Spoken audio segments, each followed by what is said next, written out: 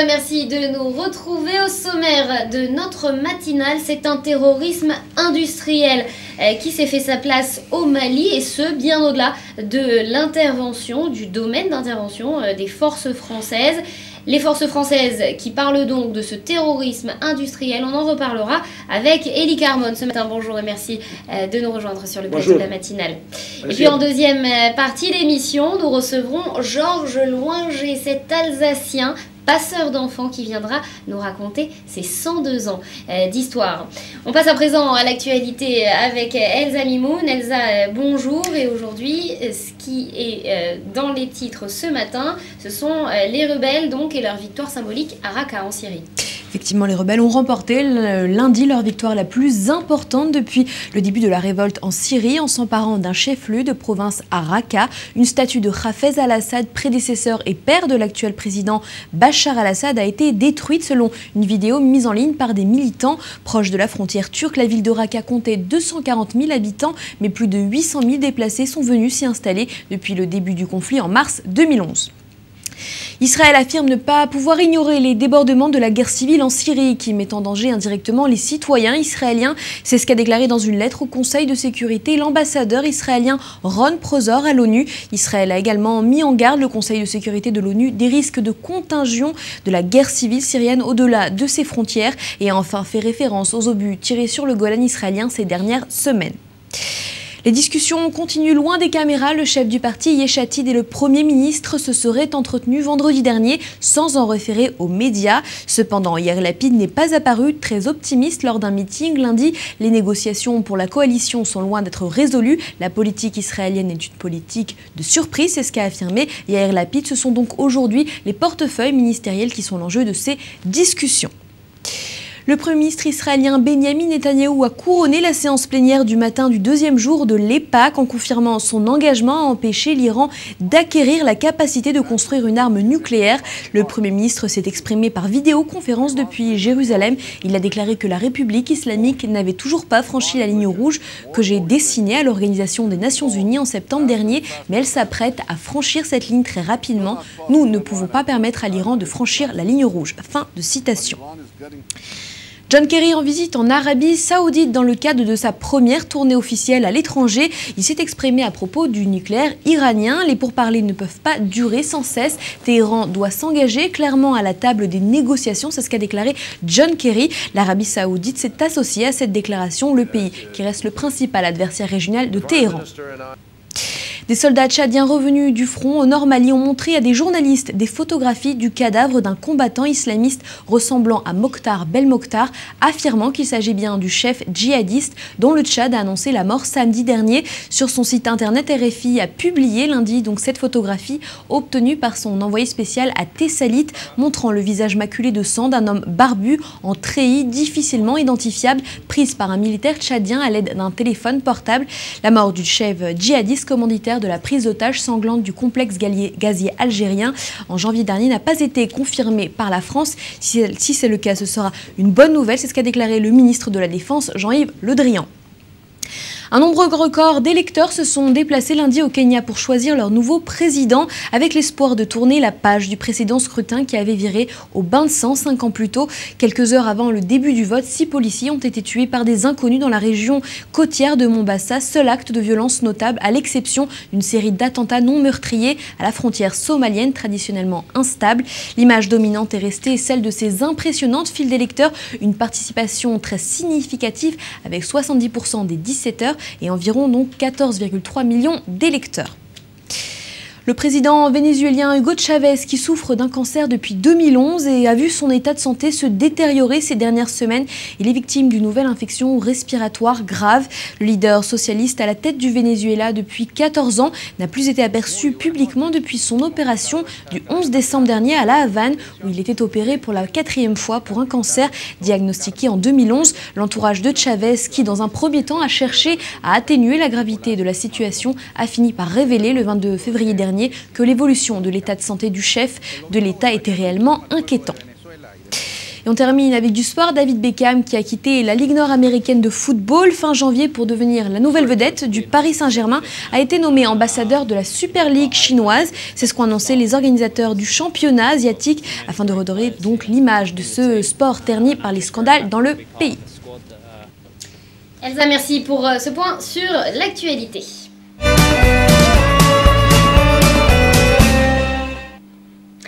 Élie Carmon, nous sommes à présent avec vous. Vous êtes donc spécialiste en antiterrorisme. Alors ça fait 2 mois, à peu de choses près, que la France est au Mali. L'opération Serval, elle sert à quelque chose ?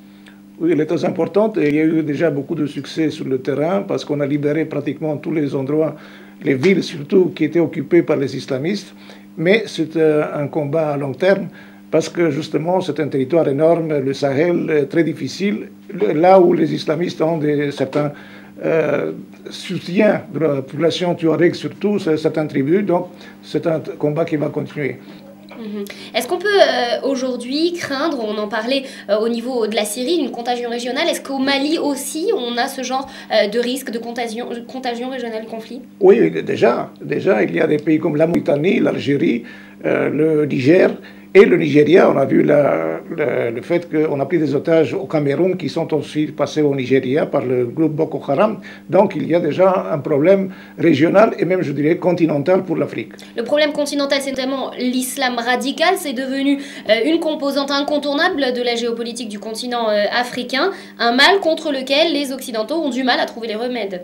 Pas seulement les Occidentaux, c'est aussi la tâche des dirigeants locaux. Par exemple, au Nigeria, on n'a pas pris au sérieux le groupe Boko Haram pour plusieurs années. Maintenant, il faut lutter dans des conditions beaucoup plus difficiles, quand il y a des centaines, sinon des milliers de morts. Mais les Occidentaux, ils n'ont pas un rôle à jouer dans ce conflit-là? Oui, bien sûr. D'abord, la France, l'Espagne, qui ont des intérêts aussi là-bas, mais aussi les États-Unis, qui depuis plusieurs années ont constitué un commandement de l'Afrique qui maintenant a une base aussi d'intelligence et d'activités de drones au Niger. De renseignement, oui. On a souvent qualifié, c'est un terme qui revient ces dernières années, guerre asymétrique. Au-delà de l'asymétrie entre les méthodes de combat, on a finalement l'impression d'une guerre perdue d'avance sur le terrain. Non, il n'y a pas de guerre perdue d'avance, c'est une guerre difficile. D'ailleurs, le Al-Qaïda central était déjà presque détruit par les Américains au Pakistan et en Afghanistan, mais les révoltes dans le monde arabe leur ont donné une nouvelle plateforme, surtout dans le Sinaï, maintenant en Syrie, et en Afrique, au Sahel, à cause surtout de la chute du régime de Kadhafi. Et cela a provoqué un mouvement de combattants, militants, qui étaient souteneurs du régime de Kadhafi avec des armes lourdes vers le Sahel et aussi le croulement du gouvernement de Mali, le coup d'État militaire qui ont affaibli beaucoup le Mali, ont provoqué cette crise locale. J'entends bien ce que vous dites, mais la véritable question au fond, est-ce qu'on peut gagner cette guerre sans utiliser les mêmes méthodes finalement que les terroristes? Il y a 2 méthodes. D'abord, il y a la lutte militaire contre les terroristes. On voit ce que fait la France parce que les Maliens n'ont pas la possibilité. Donc, on a aussi une armée, si vous voulez, un corps d'armée africain, comme en Somalie. En Somalie aussi, il y a eu des succès parce que c'était une force panafricaine.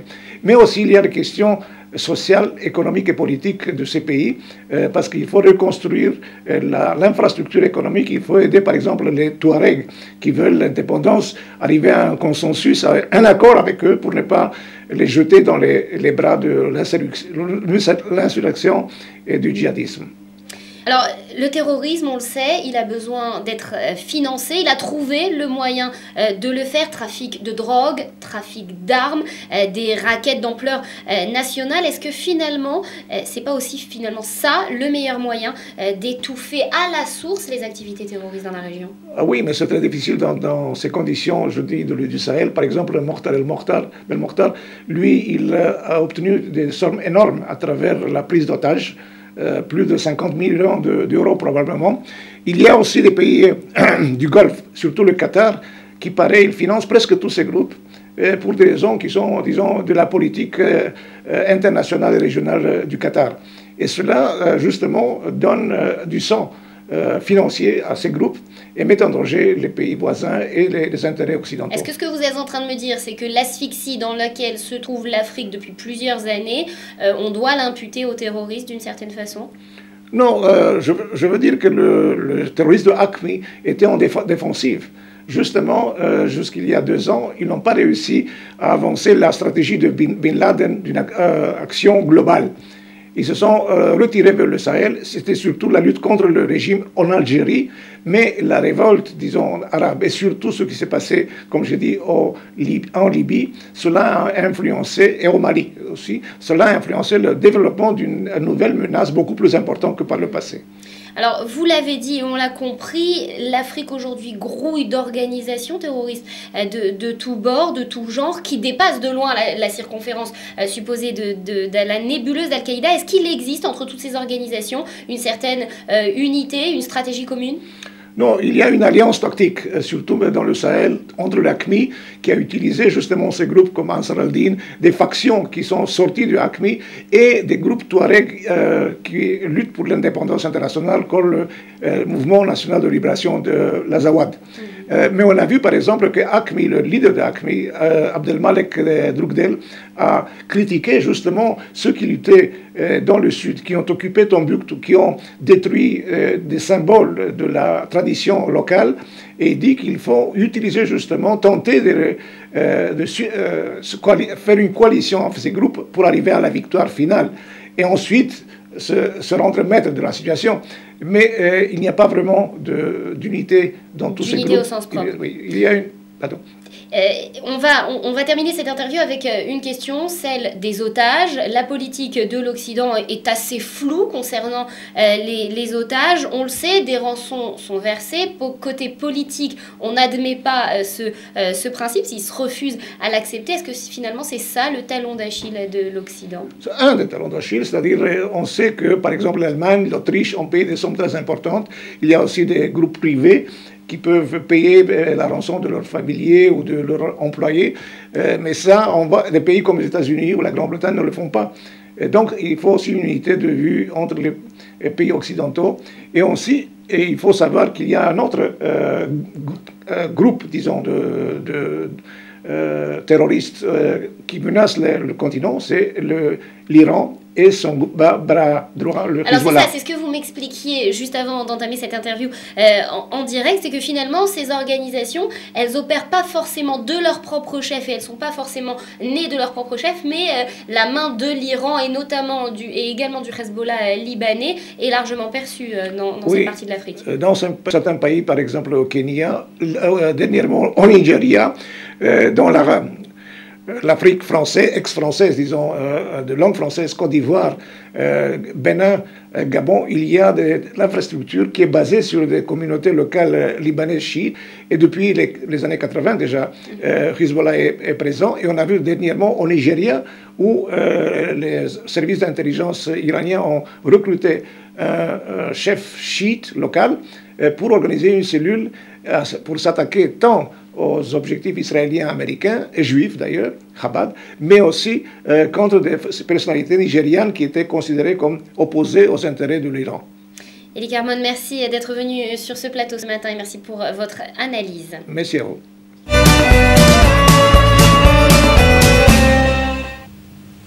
Et pour cette seconde partie d'émission, nous recevons celui que l'on peut appeler le passeur d'enfants. Georges Loinger, bonjour. Bonjour madame. Merci de nous faire l'honneur d'être avec nous ce matin sur notre plateau. Alors vous êtes le dernier survivant des organisateurs de l'Exodus. Vous venez de recevoir la médaille d'honneur de l'Osée qui récompense donc votre action en faveur du peuple juif. Quel sentiment cette récompense a-t-elle suscité chez vous ? Je suis un témoin du siècle. Je suis un centenaire. J'ai divisé ma vie en deux époques. Les premières 50 ans, c'était la guerre, la défaite de la France, la captivité comme soldat en Allemagne, une lettre de mon épouse responsable de 125 enfants juifs que la famille Rothschild a fait venir d'Allemagne. Ils ont dû, par les moyens rothschildiens, obtenir cette autorisation.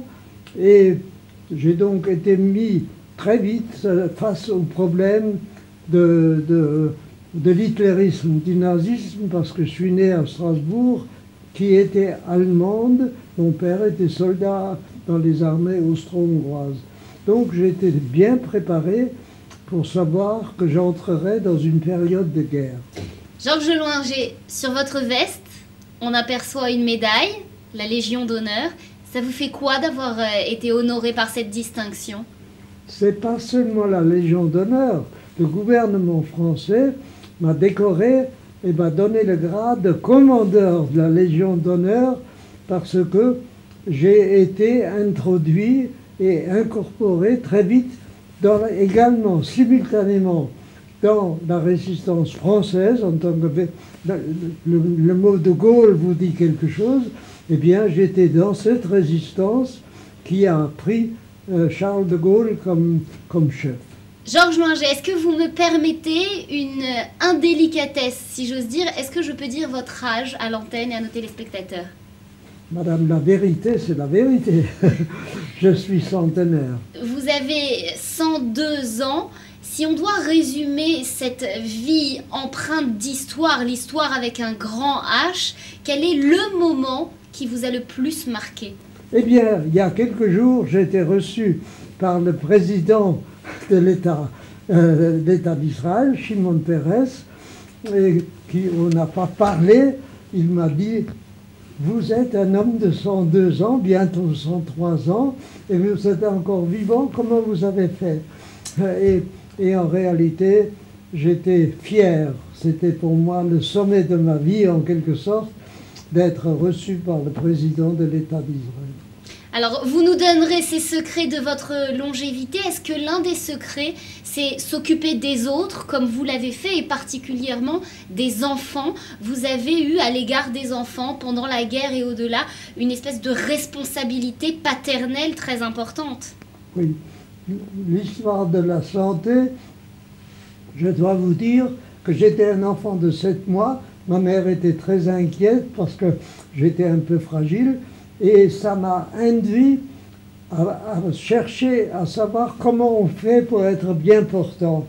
Et alors j'ai orienté ma vie en cette direction et en réalité je suis devenu, pour accomplir ma mission de résistant, j'avais d'abord voulu faire une carrière d'Israël pour venir en Israël en tant qu'ingénieur.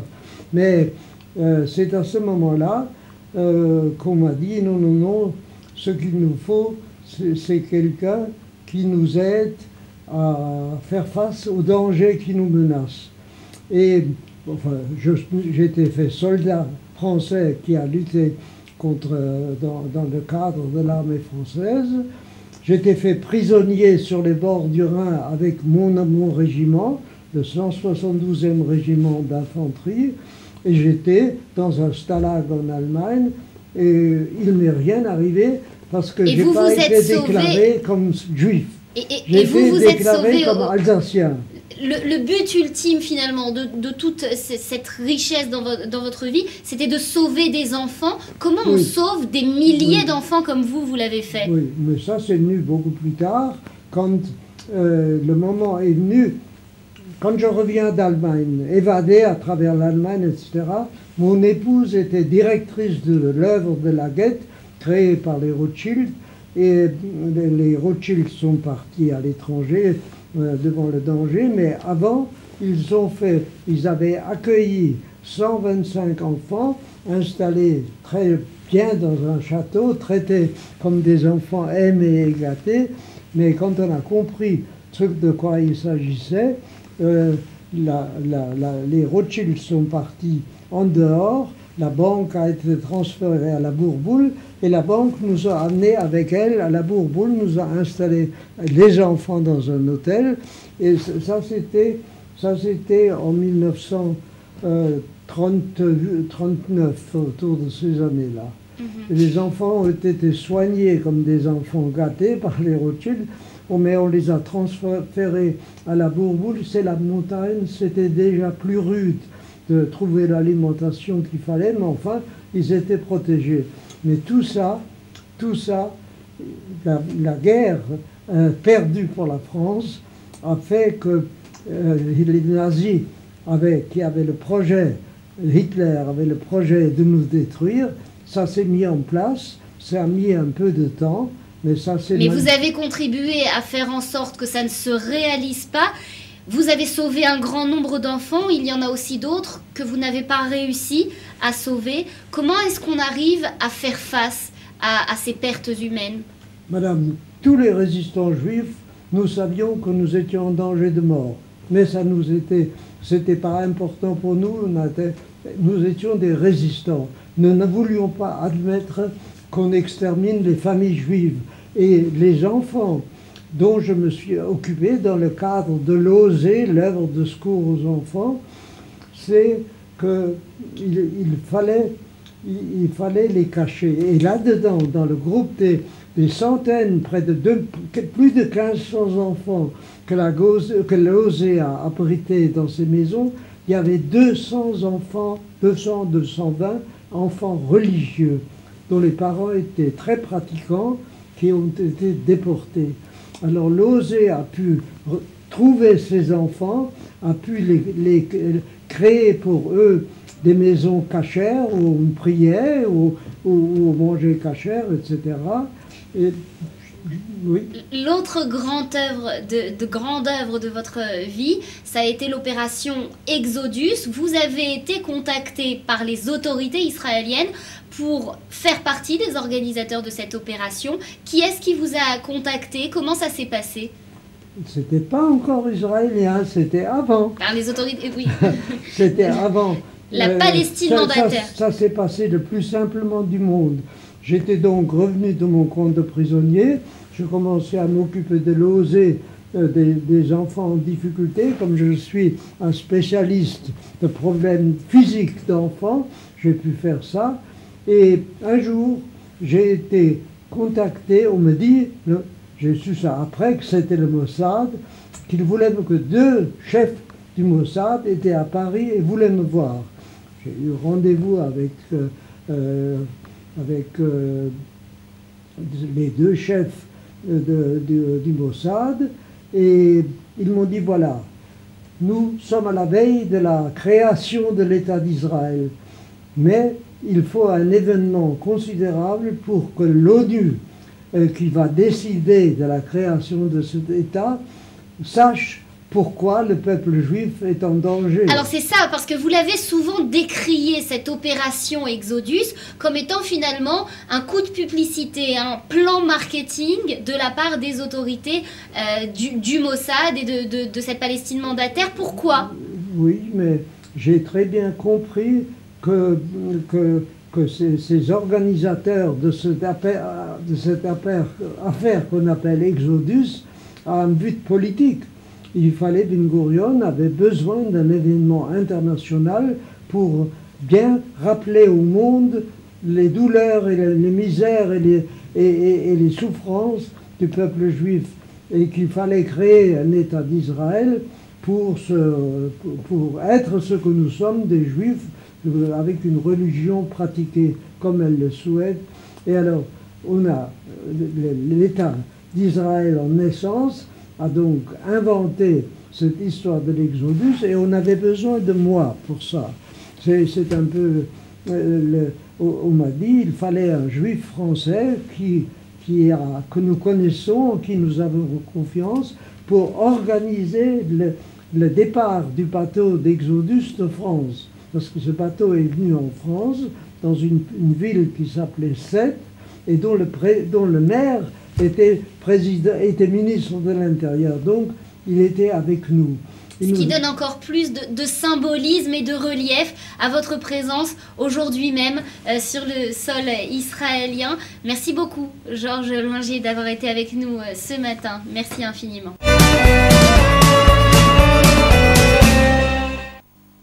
Et avant de refermer cette édition, un rapide rappel des titres et les rebelles qui ont remporté hier la plus importante de leur victoire depuis le début de la révolte en Syrie en s'emparant d'un chef-lieu de province à Raqqa. Une statue de Hafez el-Assad, prédécesseur et père de l'actuel président Bachar el-Assad, a été détruite selon une vidéo mise en ligne par les militants et qui se présente sous vos yeux, proche de la frontière turque. La ville de Raqqa comptait 240 000 habitants, mais plus de 800 000 déplacés sont venus s'y installer depuis le début du conflit en mars 2011.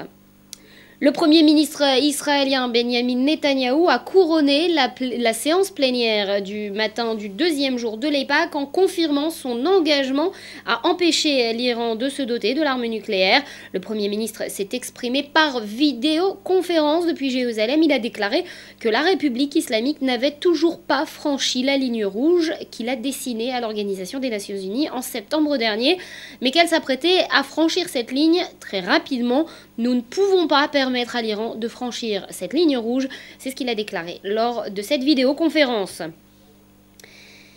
Et au Mali, des soldats tchadiens revenus du front au nord Mali ont montré à des journalistes des photographies du cadavre d'un combattant islamiste ressemblant à Mortar Belmokhtar, affirmant qu'il s'agissait bien du chef djihadiste dont le Tchad a annoncé la mort samedi. Sur son site internet, RFI a publié une photographie hier obtenue par son envoyé spécial à Tessaline, montrant le visage maculé de sang d'un homme barbu en treillis, difficilement identifiable, prise par un militaire tchadien à l'aide d'un téléphone portable.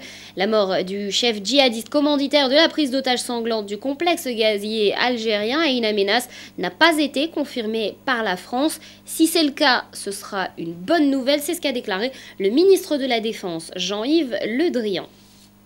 Voilà donc pour les points sur l'actualité, c'est la fin de notre édition. Merci à vous de l'avoir suivi. On se retrouve demain, même heure, même chaîne. Excellente journée à vous, portez-vous bien.